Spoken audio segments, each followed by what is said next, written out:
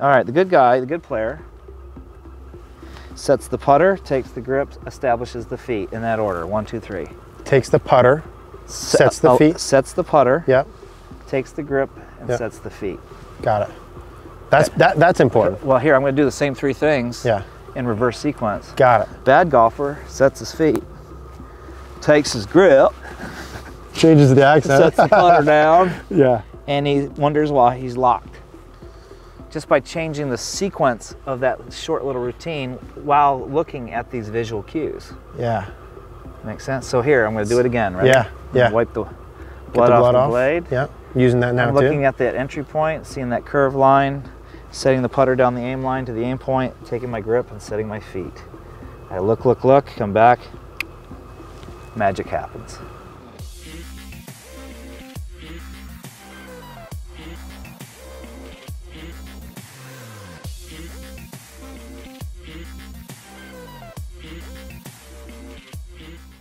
All right, guys, before we dive into this video, I want to talk to you quickly about 2 things. Number 1, we have launched our golf school dates for 2020 in Bethlehem, PA. We're going to go ahead and put a link in the description down below. If you'd like to come get some in-person coaching, I would certainly love to have you. Now, if you can't make it to Bethlehem for in-person coaching, would still love to work with you via cogornogolf.com. That's our online community full of golfers like yourself and myself looking to improve. That's where you can send me your swing. I can help identify priorities, take your game to the next level. Most importantly, as a member of Cogorno Golf, you get access to our Facebook group where you can post that swing, get into the community, get into the conversations. You get access to everything we have, all of the master classes, the member library, the practice section, as well as the quick fix section. Would love to see you guys there. All right, guys, so I told you one of the world's best putting coaches, and we have him here, Mr. David Orr. Hey, Eric. Thanks for coming out. Yeah. And so today what we're going to talk about is target preferences. And off camera, we were just talking a little bit. This is something that I think gets really underestimated or underrated. I don't hear a lot of people talk to me about target preferences, which we'll talk about what that is in a second.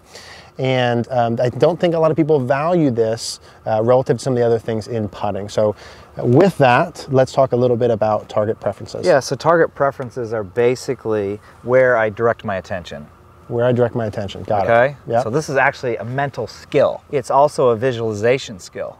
Gotcha. So basically, if we were to look at the anatomy of a putt, we've got this putt that's breaking right to left. Yeah. We've already established that it's going to break approximately 1.5 to 2 feet. Yeah.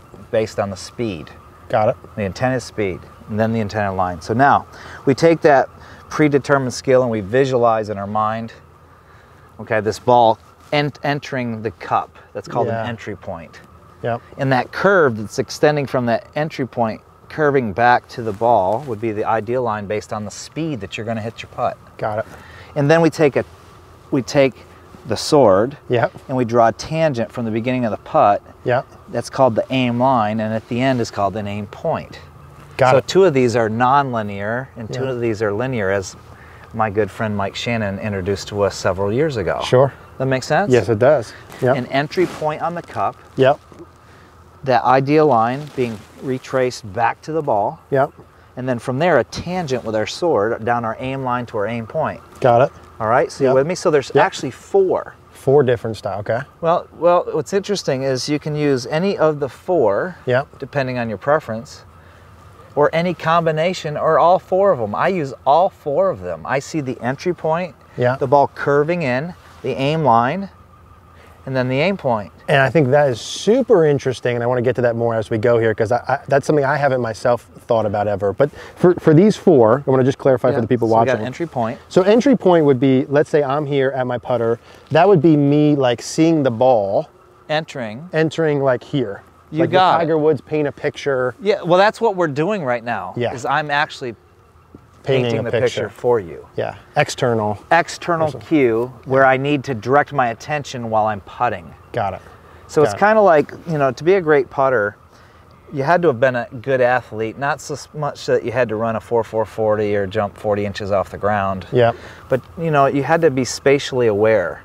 It's like where the puck's going, not where it is. Yes. It's like the no-look pass. Yeah. It's like an alley-oop. Got it. Quarterback 100%. throwing into space. Absolutely. Okay, so even though you're not looking at the cup, my attention is out there. That's where my feels are, not where I'm locked in here into my setup and I'm making sure that everything's so perfect. I call this Frankenstein. Yeah. So when you hear me say the word Frank, it means Frankenstein. Yeah, yeah. Okay, so Frankenstein is so much, this is their world, right? Yes. As opposed to now, hey, let's take all that internal cues and all internal feels and let's direct them at these cues. Same way I would throwing a baseball, playing any sport. Yeah. I would feel that same way. Yes. I wouldn't be locked into where my arm is there. I'd be external. Where's external. Spatial awareness. Yes. Okay, You got it. Yeah. So these cues, these external cues, of which we've already established there's 4. Yep. Entry point at Entry the point. cup. Yep. Retraced back to the ball, curving. Got it. The ideal line. Yeah. Then the aim line is the tangent where I'm going to set up my stroke. So here's what I want to do, David, because I want to make that as clear as what we talked about too in my mind. So that the first one is me visualizing the golf ball kind of falling into the hole. To me, that's the Tiger Woods. Is that a good thing? Potential option. Yeah. Good thing. Yeah. Ball falling into the hole right there. Ideal. That's a good thing, right? The second option would be me seeing a sort of visual of the ball, the line the ball is going to take from the ball towards the hole. You got it. Okay. The ideal line based on your speed. Ideal line based on speed. That would be the second potential option. You got it. The third option would be the point. Or did I mix those orders up? The aim line, okay. Yep, and at the end of that aim line is the aim point. So that might mean if I were to pick, let's say I picked our point a little over a foot, maybe over here. Yeah, so you're pointing. Right now, Eric is pointing at an aim point. Yep.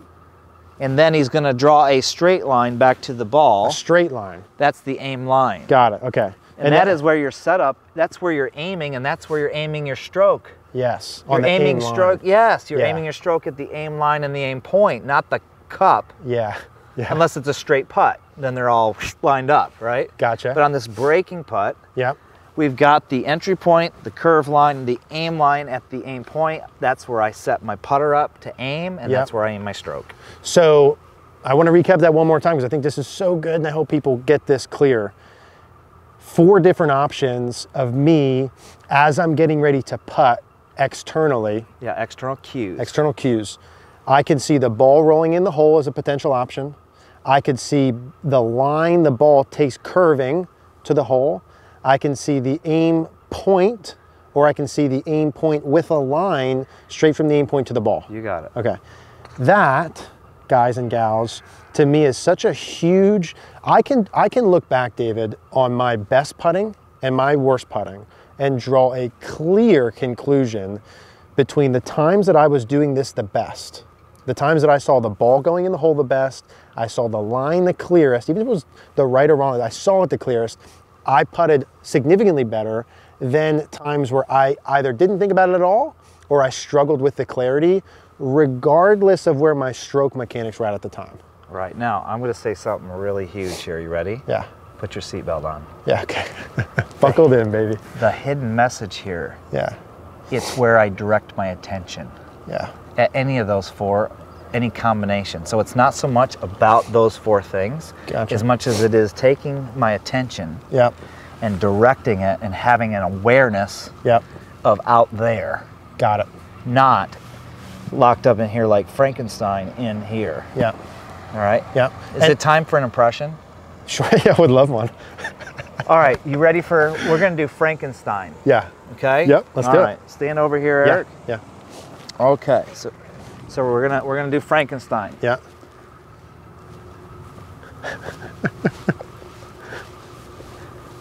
This would be the non-external cue golfer. Yeah. Oops. Yeah. That would be the the no good Frankenstein. Well, what it was there, and let's talk about, I'm not picking on anybody in particular, but what I'm saying is I was so locked into getting my feet right first. Yeah. And then holding the club. Yeah. And then putting the club down. Yeah. And did you ever see me look?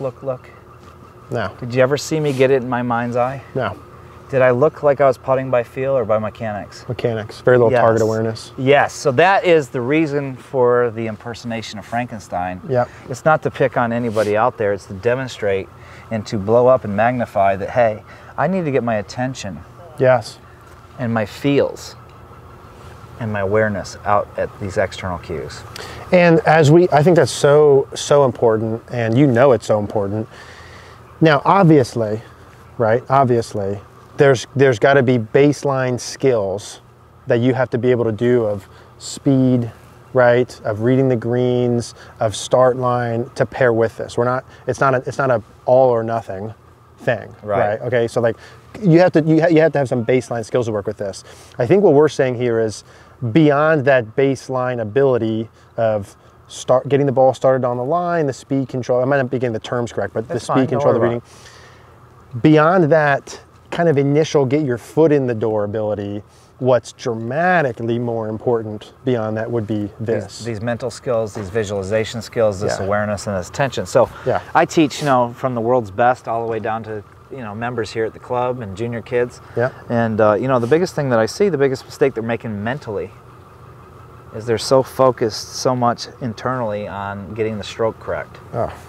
And they're falling in love with the line, and they're locked in like Frankenstein on their address, and they never get around to putting, Eric. That makes sense? Absolutely. So what's important here is to see and feel. Look at that entry point. Look. Yep. Look. Those 3 words. Look. Yep. Look at the entry point. Visualize the curve line. Establish the aim line. Set up your putter. Then take your grip. Then set your feet. That's the order.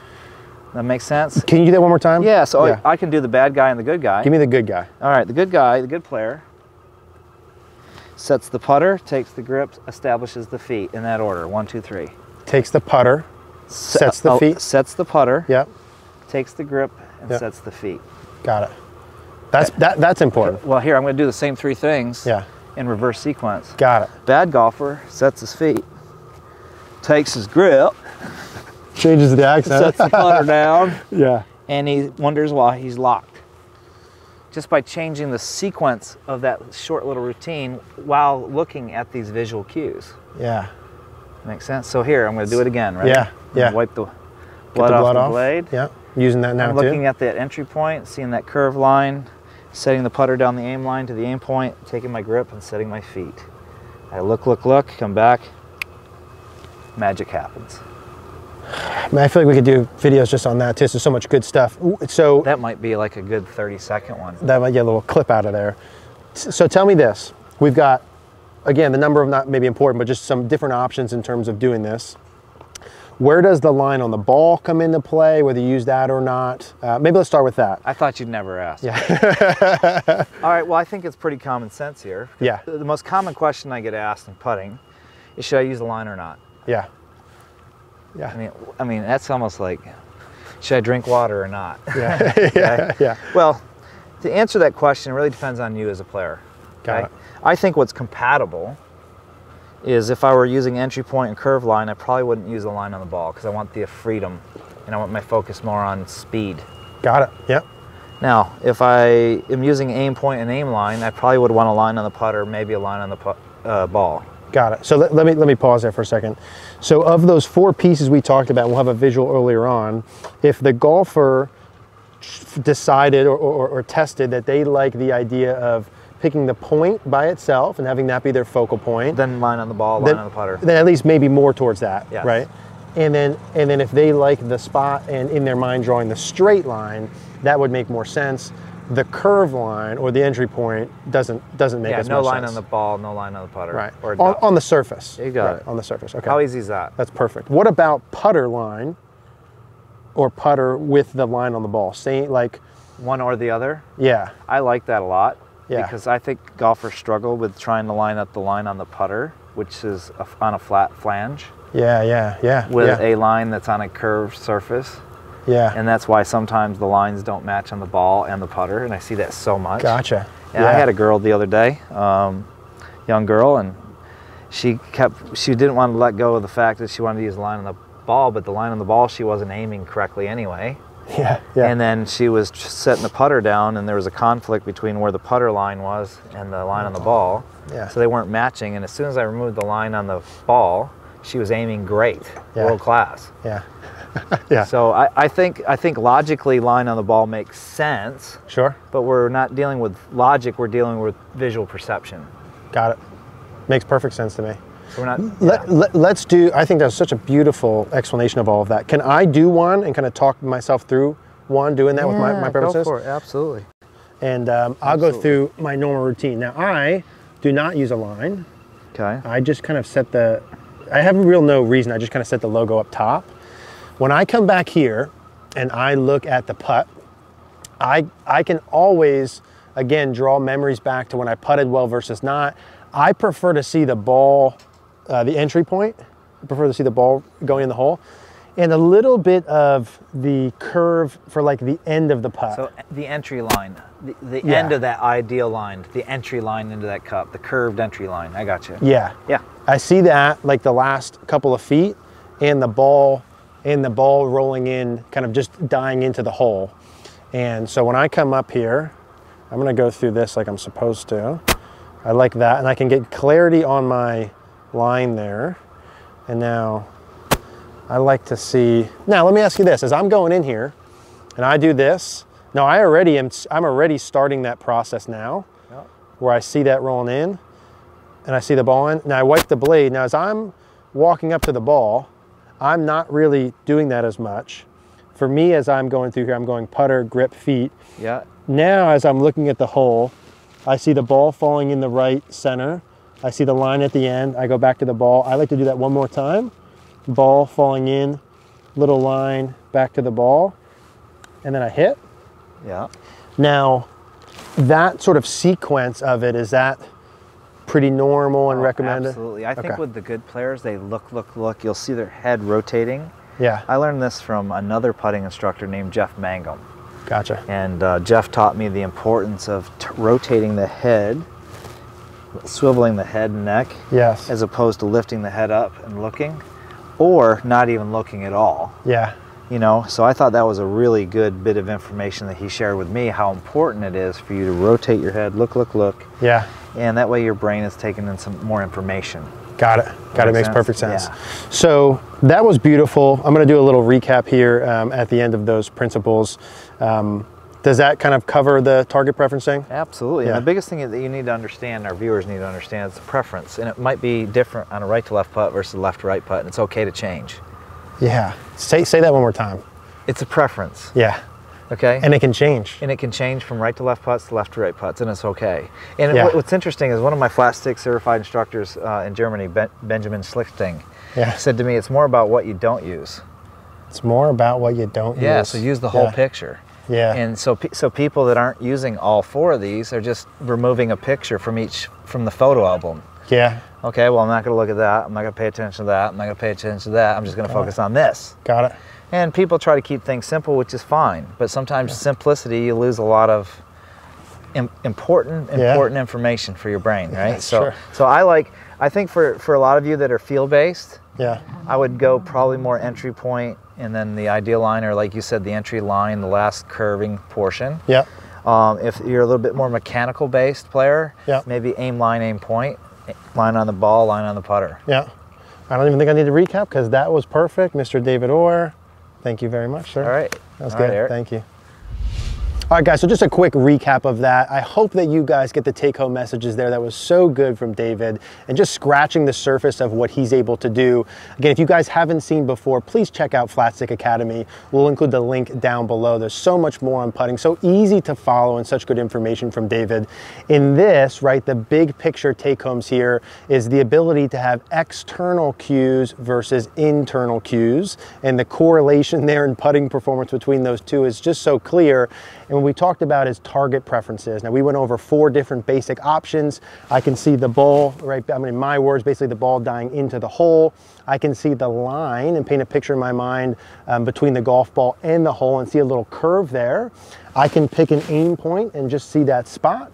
Or I can pick that aim point and see a straight line from that point to the ball, just as 4 basic options. We really urge you guys to get more into that external beyond just the stroke mechanics and internal part. So hopefully that's a good take-home message. If you guys have any questions, as always, leave a comment down below. And please, please, please, one more time, check out Flat Stick Academy.